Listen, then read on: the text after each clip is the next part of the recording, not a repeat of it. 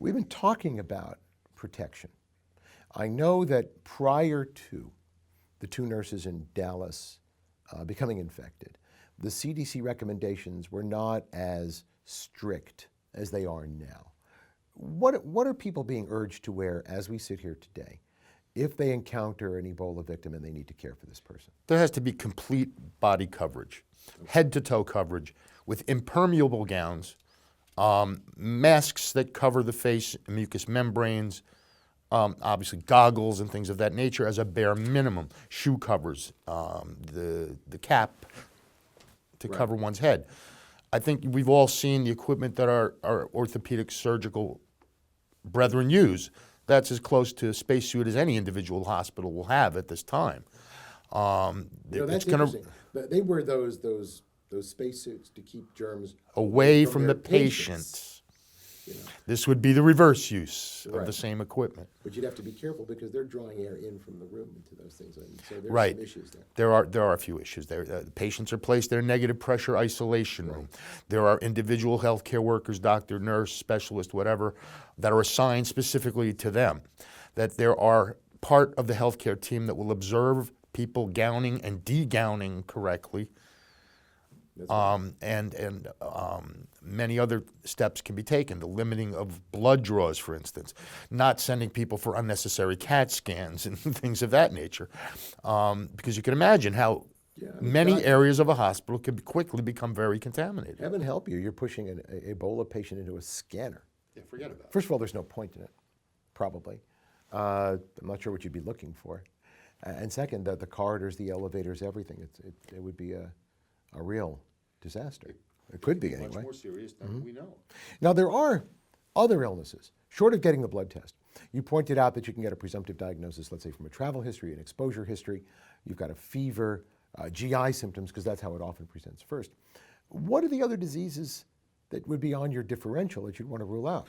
Well, once you've got the travel history, there are other causes of hemorrhagic fever viruses. There's dengue and there's malaria, there's yellow fever and a multitude of other illnesses.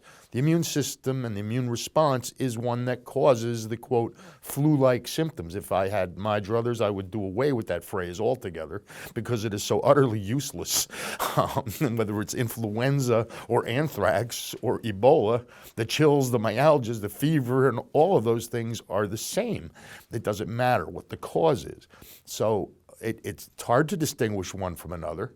It takes an astute observer and someone that's gotten the adequate travel history. I think most clinicians are familiar now with the signs or symptoms and what to look for. But more important than anything is the travel history. And I'm not talking about travel to Dallas or Cleveland. You're talking about travel to Western Africa. Walk us through, if you will, the progression typically of symptoms in a patient with Ebola. They come to you or someone, a healthcare provider, and they say, look, I'm going to be straight up with you. I have been in Guinea, and now I took my temperature this morning. I came back, 10 days ago, and my temperature is 100, 101.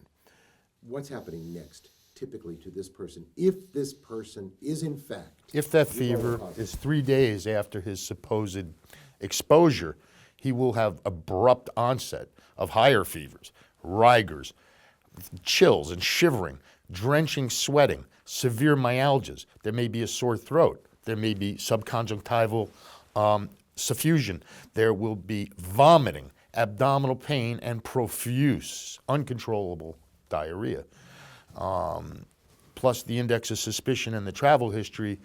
Not too many physicians in the United States would say this is gastroenteritis. No, I'm not talking about missing it, though. I'm just talking about what does this disease look like? I mean, then we hear about the coagulopathy. That's an end stage. That's at the end, the bleeding manifestations. Right. And not everybody will get them, but it's certainly common at the end of the illness. And there's desquamation of the skin. Yes, yes, there is. There can be there can be a rash that's difficult to see in darker skinned people. So, I mean, there's pain. I didn't want to skip over this, by the way. What I hear that is a constant for this disease is pain, terrible systemic pain requiring narcotic analgesia. Where does that pain come from? Is it just abdominal? Is it everywhere? It's everywhere, but the liver is infected at a very rapid decompensating and failing vital organ. The virus loves the vascular endothelium, so it would be literally ischemic pain to a variety of different parts of the body. I know there's DIC. In fact, that when you read about this, what it sounds like is pure bacterial sepsis. Of course, this is a virus. So what you get is systemic vascular collapse. You get shock, multi-organ system failure. And I read something else which fascinated me. The virus likes the adrenal gland and shuts down endogenous catechol production. I mean, so these people die of Addisonian problems too. Little doubt that that would be part of the problem, but it would be overly simplistic to simply address their. No one is suggesting that you do that. And then, of course, you get, I'm sure you get shunting. I'm sure There's no you get question. hypoxia, There's kidney shunt. I mean, it's hypoperfusion of vital organs is the hallmark of shock, and this is what's happening, whether caused by this infection or others.